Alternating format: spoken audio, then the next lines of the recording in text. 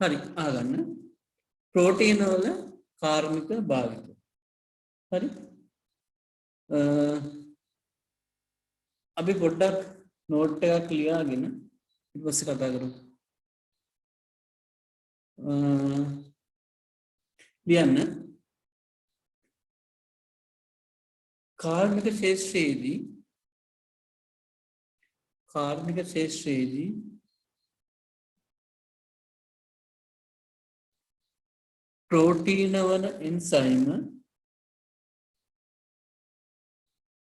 ප්‍රෝටීන වන එන්සයිම බහුලව භාවිතා වේ. කර්මාණ ශේෂ්ත්‍රයේදී ප්‍රෝටීන වන එන්සයිම බහුලව භාවිතා කරනවා කියලා තමයි ලියගන්න කිව්වේ. හරි මේවා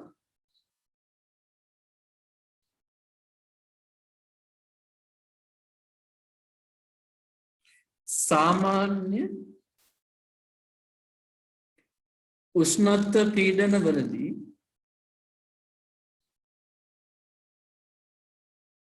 භාවිතා කෙරේ.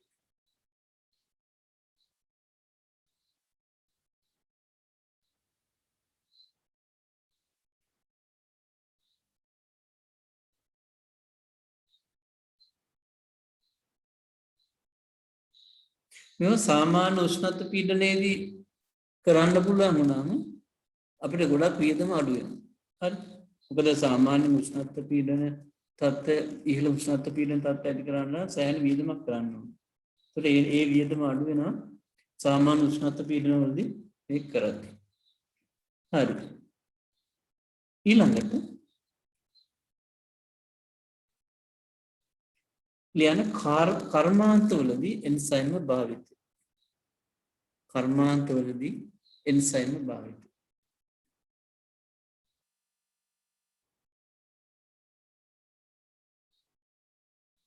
ඉවරයි. මේ අද පොඩ ඇහෙනවද? පොඩි කනෙක්ෂන් අවුලක් තියෙනවා තමස. ඒ කියන්නේ මේ ලියන්න අමාරුද? නෑ නෑ එහෙම අවුලක් නෑ. අවුලක් නෑනේ. මේ මම අර ඩයලොග් කනෙක්ෂන් එකෙන් ලොග් වෙලා ඉන්නේ මේ SLT එකේ ඩේටා ඉවරයි. නැත්නම් මාතෘකාව පොඩ්ඩක් අයියන්න. දැන් ප්‍රෝටීන් වල කාර්බනික භාවිතය කියලා අර මම කියපු නෝට් එක ලියාගත්තා නේද? ඊට පස්සේ මේ මම කිව්වේ කර්මාන්තවලදී එන්සයිම් භාවිතයේ වාසි. මේ ටියුට් එකේ දීපු ටියුට් එකේ මේ ඔක්කොම තියෙනවා.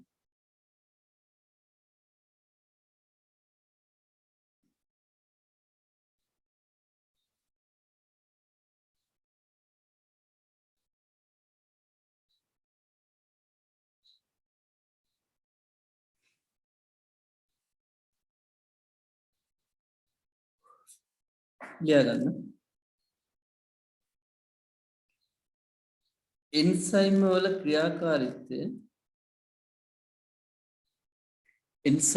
ක්‍රියාකාරීත්වය ඒවාට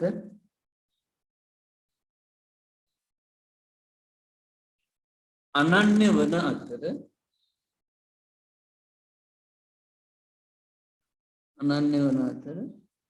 අනවශ්‍ය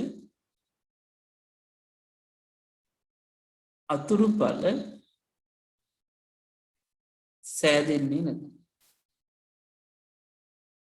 එන්සයිම් වල ක්‍රියාකාරීත්වය ඒවට අනන්‍යයි අතුරුඵල සෑදෙන්නේ නැහැ කියලා කියනවා. හරි? හරි. දෙවෙනි කාරණේ ලියා ගන්න.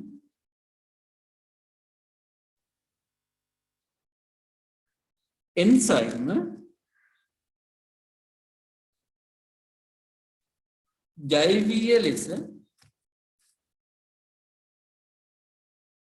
ජීර්ණය වන නිසා පරිසර දූෂණයක් සිදු නොවේ.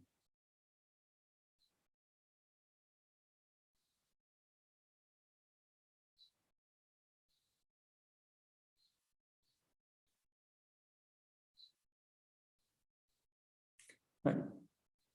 ලියා ගන්න. එන්සයිම සාමාන්‍ය තත්ත්වය යටතේ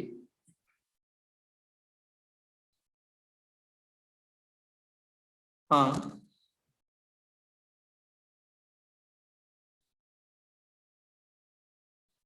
සාමාන්‍ය තත්ත්වය යටතේ කියන්නේ වරහන් තුල ලියා ගන්න නිසා අඩු උෂ්ණත්ව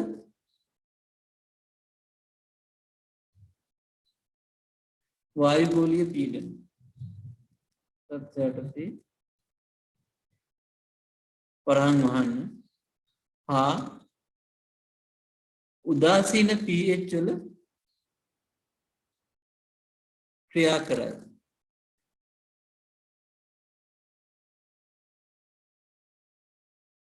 මේ නිසා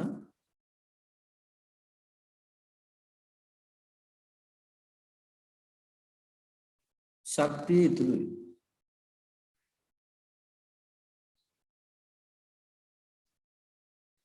හරි. ඊළඟට ලියන්න කර්මාන්තවලදී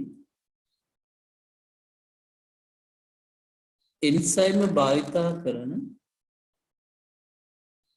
අවස්ථා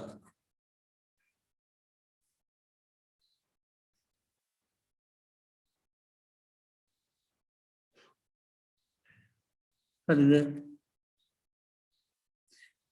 එක ආහාර කර්මාන්තයේදී ආහාර කර්මාන්තයේදී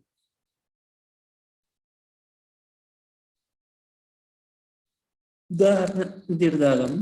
ආහාර කර්මාන්තයේදී භාවිතා වන අවස්ථා 1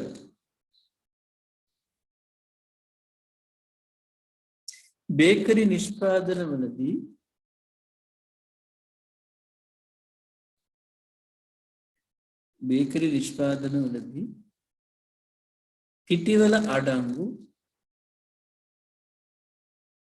පිටිවල අඩංගු ඇමයිලේස් එන්සයිමය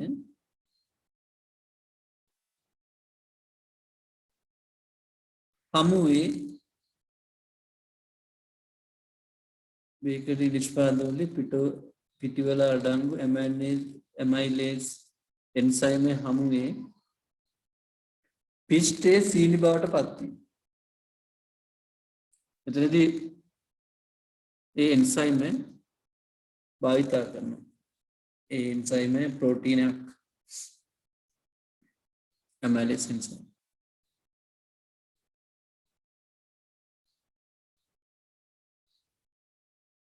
දෙවෙනි කාරණේ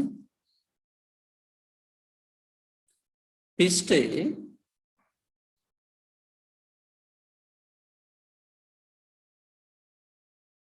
ප්‍රෝටීන ප්‍රමාණය අඩු කිරීමට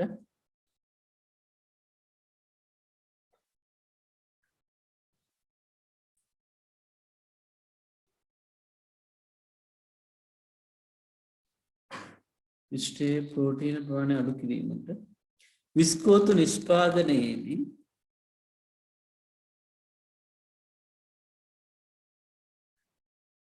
ප්‍රෝටියේස්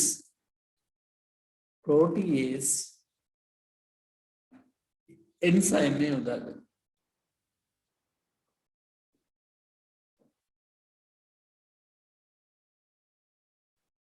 තුන්වෙනි උදාහරණය මස් පිසීමේදී ඒවා මෘදු කිරීමට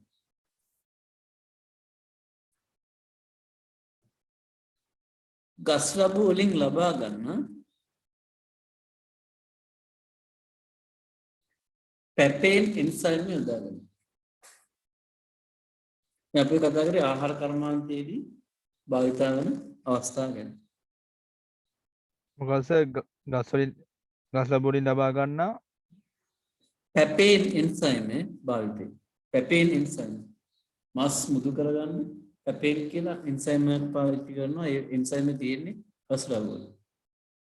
ඒවා දාපුවා මස් මුදු වෙනවා කියලා කියනවා.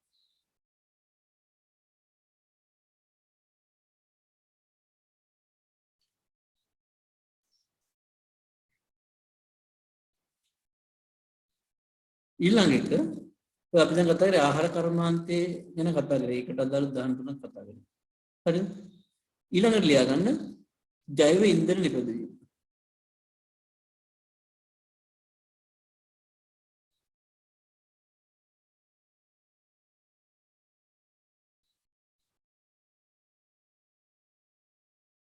ලියා ගන්න සෙලියුලෝස්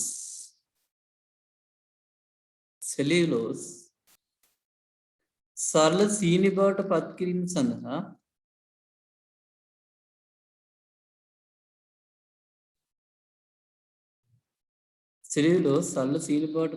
සඳහා සෙලියුලෝස් එන්සයිමය භාවිතා කරනවා.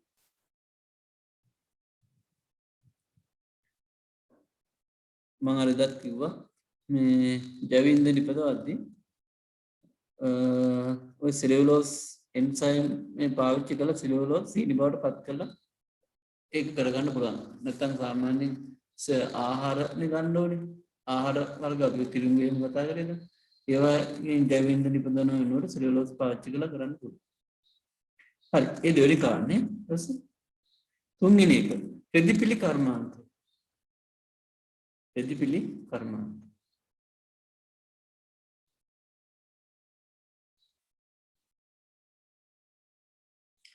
රෙදිවල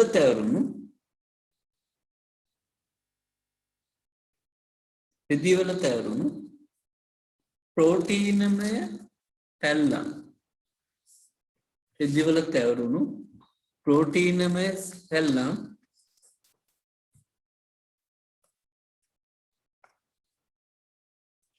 ඉවත් කිරීමට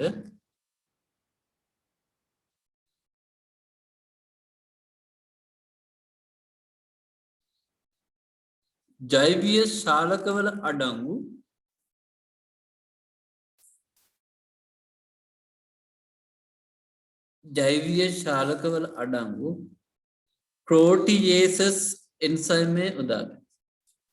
ප්‍රෝටියේසස් එන්සයිමය උදාගන්න.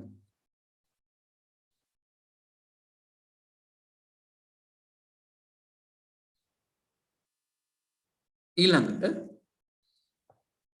ගෘහස්ත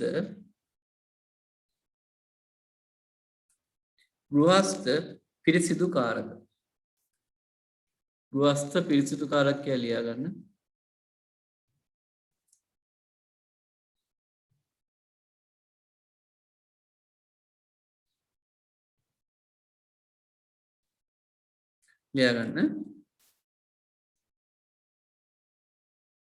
අප ජලවහන නල ආදී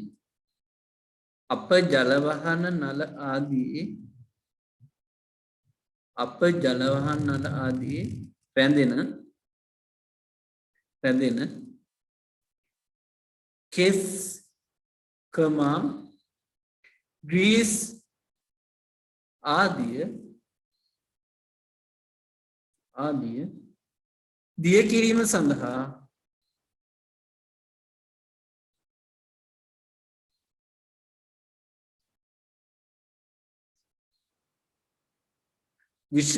විකාදක ගුණයෙන් යුතු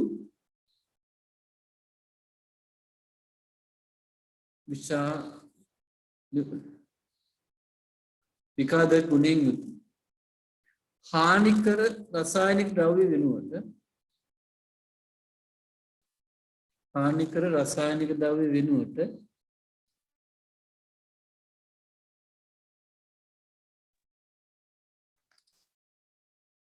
වර්තමානයේ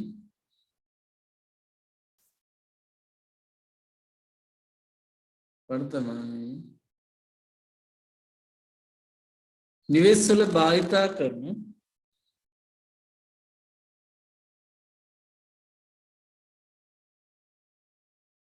පිරිසිදුකාරක ද්‍රව්‍යවලට එන්සයිම් යොදාගන්න.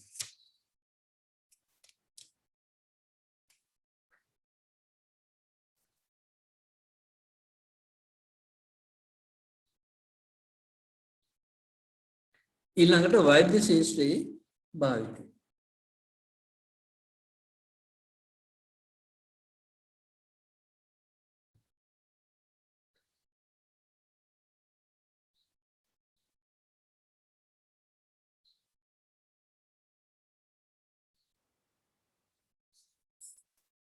යන් ප්‍රතිසංයෝජිත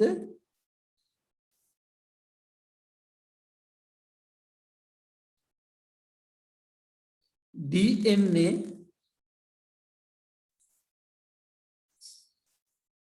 ප්‍රතිසංයෝජිත DNA තාක්ෂණය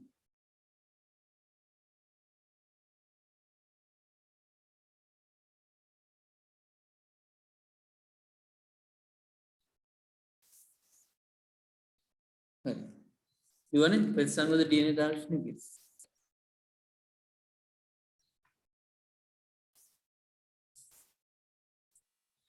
ප්‍රතිසංයෝජිත DNA තාක්ෂණයේදී බැක්ටීරියාවක ප්‍රතිසංයෝජිත DNA තාක්ෂණයේදී බැක්ටීරියාවක හෝ ශූන්‍යෂ්ටික සෛලයක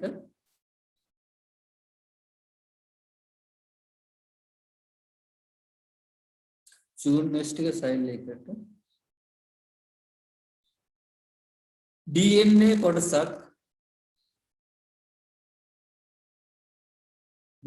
කොටසක් ඇතුළු කිරීමෙන්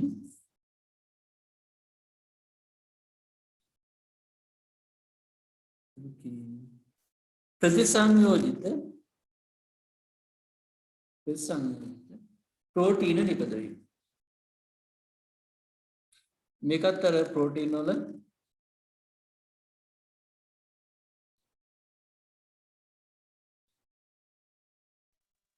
බැක්ටීරියාවක හෝ ශූන්‍යෂ්ටික සෛලයක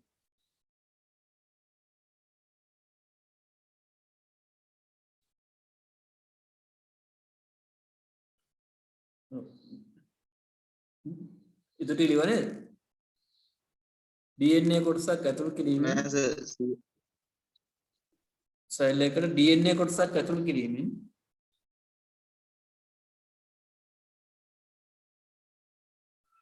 ප්‍රතිසංයෝජිත ප්‍රෝටීන නිපද වීම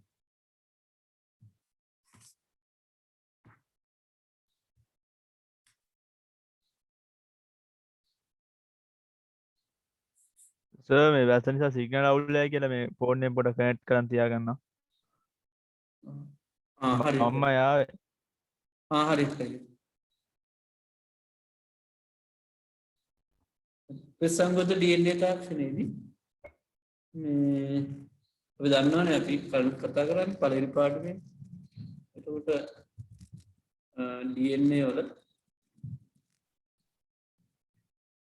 ඔයගොල්ලෝ දන්නවා අර E. coli වගේ බැක්ටීරියාවක ප්ලාස්මීඩ් එක කපලා එළියට අරගෙන නේ මතකයි නේද වෙනත් ජීවියෙක්ගේ යානයකට දාලා ගුණය වෙන්න සලස්සපු කතාව ඒ අවස්ථාවකත් අතන ඒකත් එතන එන්සයිම භාවිතා කරලා කරපු එක මේකට උදාහරණයක් වෙනවා හරි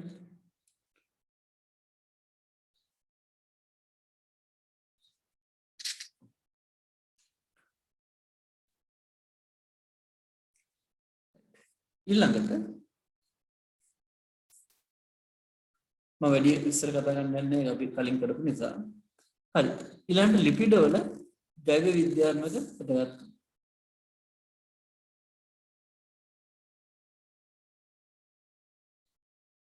ලිපිඩ වල ජෛව විද්‍යාත්මක වැදගත්කම. හරි.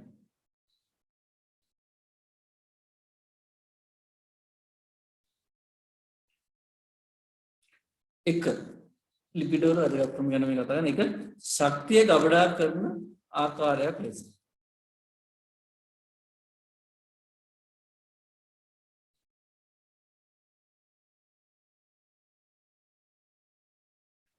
අපි ඒකට ලියාගමු ශාක හා සතුන් තුළ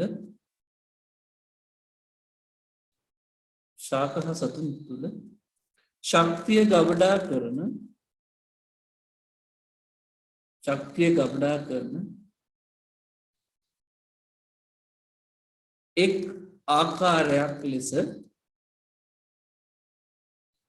එක් ආකාරයක් ලෙස triglyceride කියන අතර ලිපිඩයක් නේ triglyceride හැඳින්විය හැකි සාකා සතුන් තුළ ශක්තිය ගබඩා කරන ආකාරයක් ලෙස triglyceride හඳුන්වන්න පුළුවන් හරි එතකොට ඒක ශක්තිය ගබඩා කරන ආකාරයක් ලෙස ලිපිඩ වල වැදගත්කම ගැන අපි කතා කරමු හරි ඒ වගේම දැනගන්න ඕන දෙයක් තියෙනවා අපි ඒක තියාගමු පිෂ්ඨය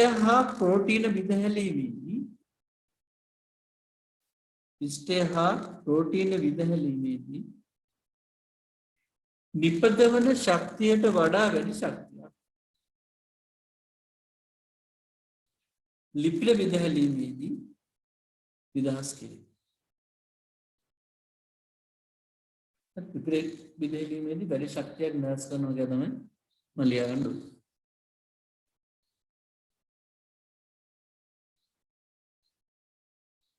ඊළඟට හෝමෝන නිපදවීම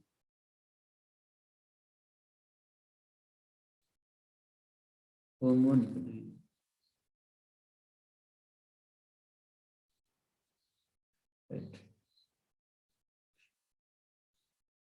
ලියගන්න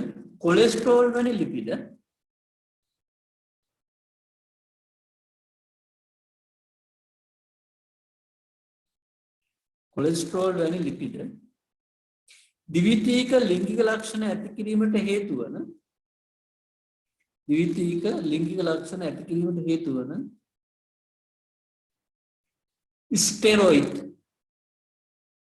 ස්ටෙරොයිඩ් හෝමෝනය හා වෙනත් හෝමෝන නිපදවීමට වැදගත්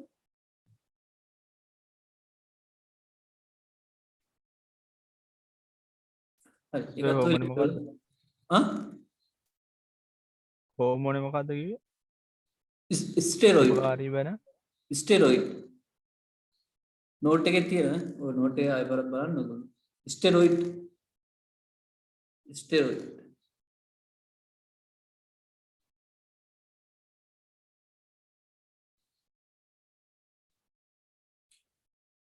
ඊළඟ එක තාප පරිවාරකයක් ලෙස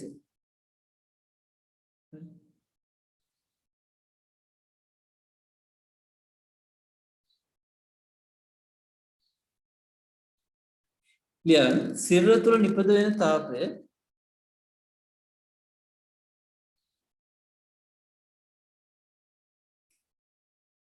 ඉවතට යාම වැළැක්වීමට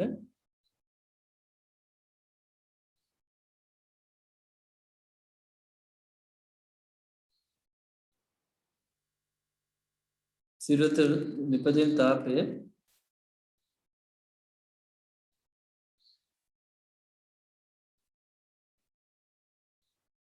ශරීරයෙන් පිටතට යාම වැළැක්වීමට සමට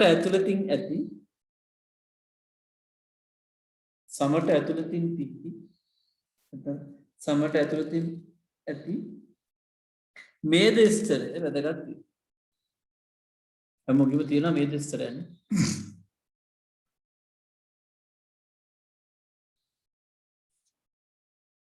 ඊළඟට අභ්‍යන්තර අවයව ආරක්ෂා කිරීම.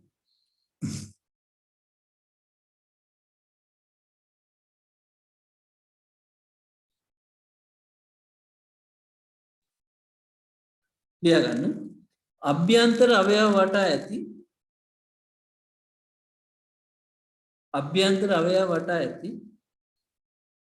මේද ස්තරය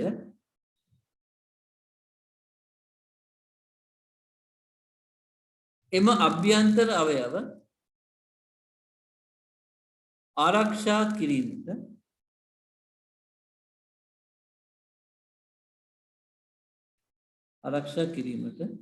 කුෂන් ස්තරයක් ලෙස ක්‍රියා කරයි.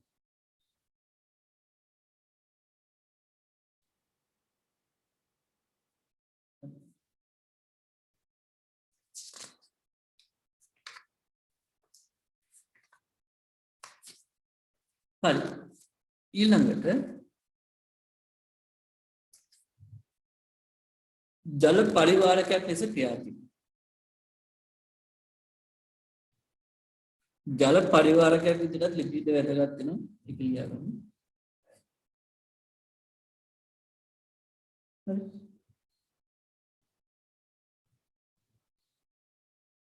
ශාතපත්‍ර පුස්තකයේ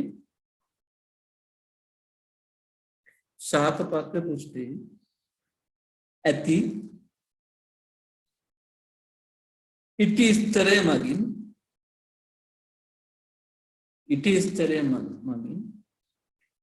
ශාකයෙන් ඉවතට ජලය ගමන් කිරීම වැළකී.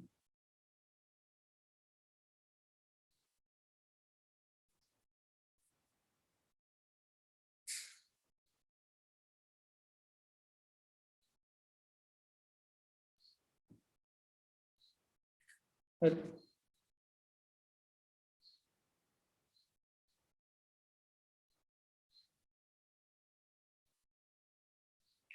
අන්තිම කාරණේ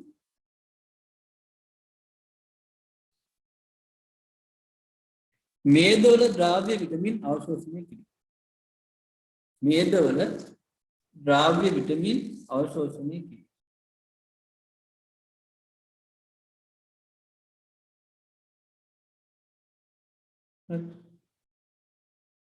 ලියාගන්න. ද්‍රාව්‍ය වල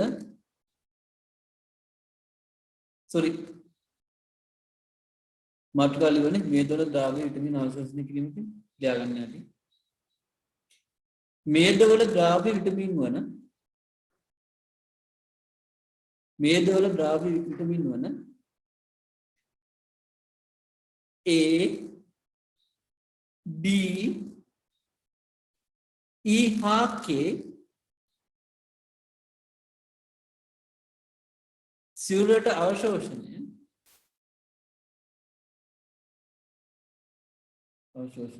මේද මගින් සිදු කරයි.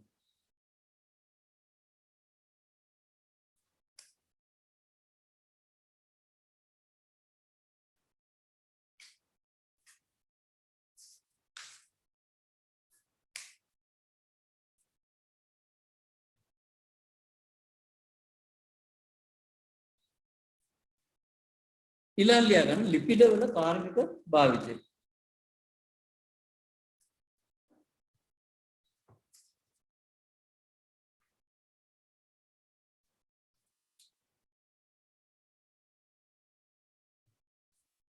ලිපිඩ වල කාර්මික භාවිතය.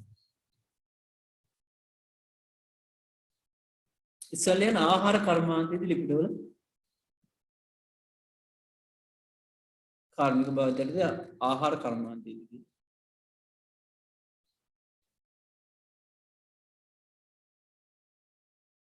ලිපිඩ කියලා කියන්නේ ඔයගොල්ලෝ දන්නා තෙල් හෝ මේද නේ. ලියාගන්න. ආහාර කර්මාන්තයේදී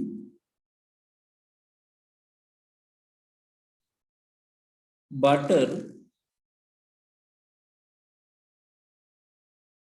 මාජරින් සහ පිසුම් තෙල් නිපදවීමට තෙල් හා මේදය වැදගත් වේ.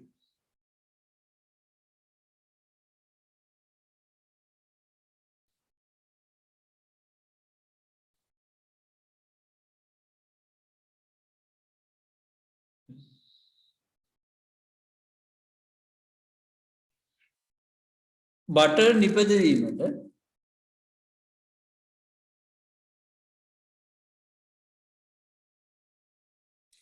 කිරිවල ඇති මේදය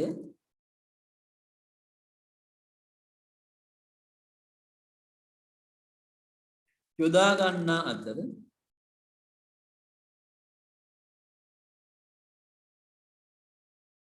එය එළකිරිවල 30ක් 35ක් අතර වේ.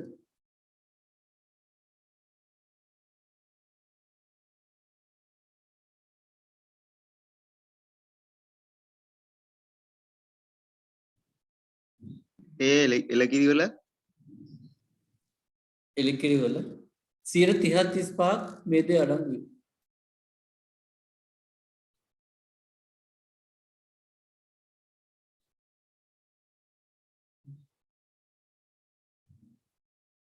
සෙන්ටිග්‍රේඩ් අංශක 80 වැනි ඉහළ උෂ්ණත්වයක රත් කර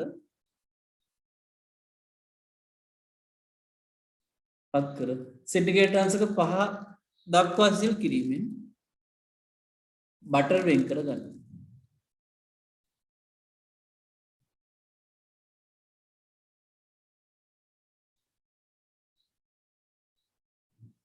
හරිද?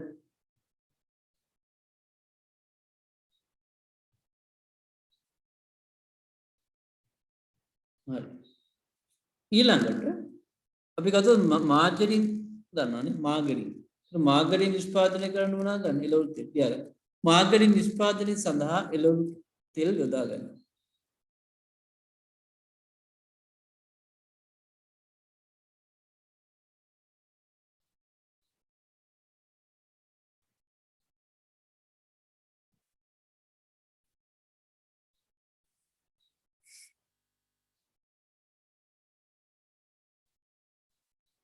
ඒකට සප්තමේදී ස්වල්පයක් දෙකේ.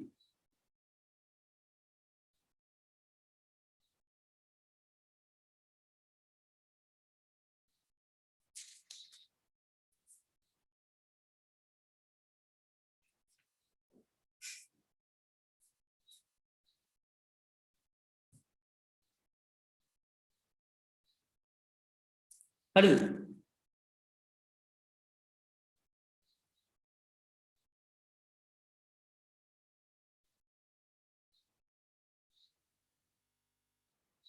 එයාට ලියාගත්තා සර්.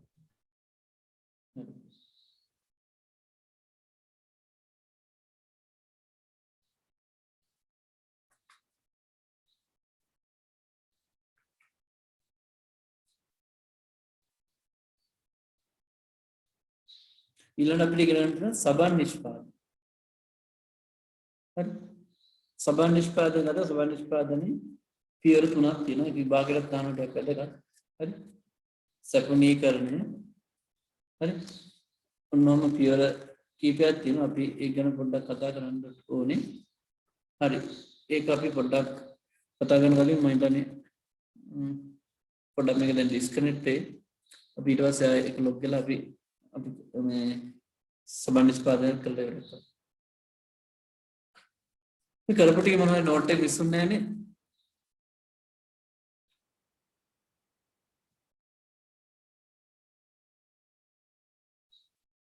නේද? ලියාගත්තනේ.